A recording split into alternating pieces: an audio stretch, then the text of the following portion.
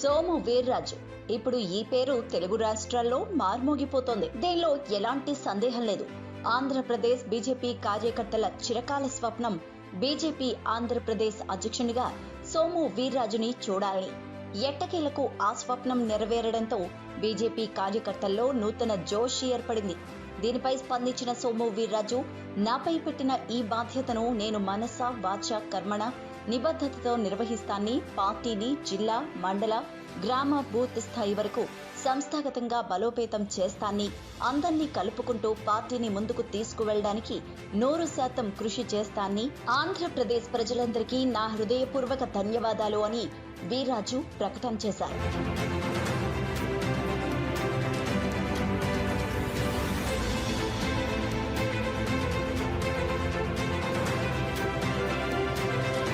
సోము వీర్రాజుది విద్యార్థి దశ నుండి ఒక్కటే పార్టీ. ఆర్ఎస్ఎస్ ఏబీవీపీ ప్రస్థానాన్ని ప్రారంభించిన ఇప్పుడు రాష్ట్ర బీజేపీ అధ్యక్షుడిగా నియామకమయ్యారు. ఇంతకు సోము వీర్రాజు అనే వ్యక్తి ఎవరు అనే విషయంపై గూగుల్లో అత్యధికంగా సెర్చ్ చేయడంతో ఇప్పుడు గూగుల్లో కూడా ఈ పేరు మంచి ట్రెండింగ్ గా నిలిచి జాతీయ స్థాయిలో చర్చల్లో నిలిచింది.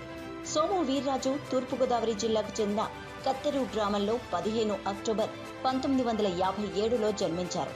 ఒక సాధారణ వ్యవసాయ కుటుంబంలో జన్మించిన సోము వీర్రాజు గతంలో యువ మోర్చా రాష్ట్ర శాఖకు అధ్యక్షునిగా బాధ్యతలు నిర్వహించి ఆంధ్రప్రదేశ్లో బీజేపీని గ్రామ స్థాయికి తీసుకుని వెళ్లిన ఘనత ఆయనది.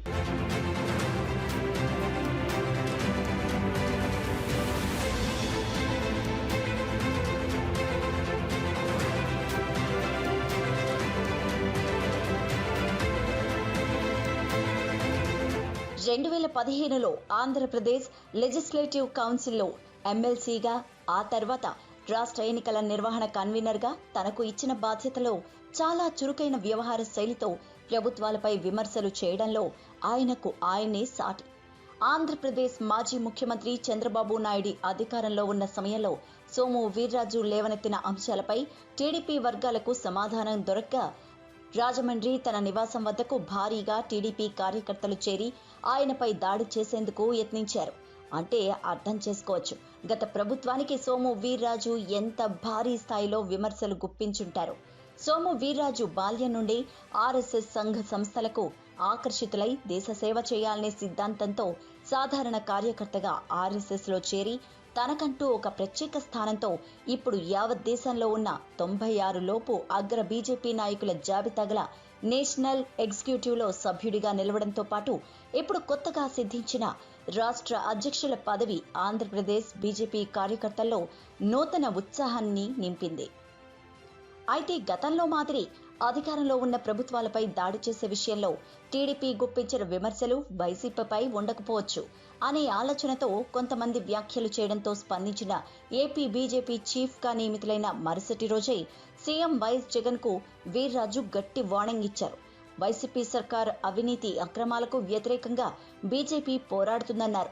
తాజాగా చేపట్టిన ఇంటి స్థలాల కార్యక్రమంలో అనేక లొసుగులున్నాయని, వాటిపై విచారణ జరిపించాలని వీర్రాజు డిమాండ్ చేశారు. టీటీడీ స్థలాలతో పాటు ప్రభుత్వ భూములను అమ్మడాన్ని బీజేపీ వ్యతిరేకిస్తోందని స్పష్టం చేశారు. వైసీపీపై పోరులో రాజీ పడబోమన్నారు.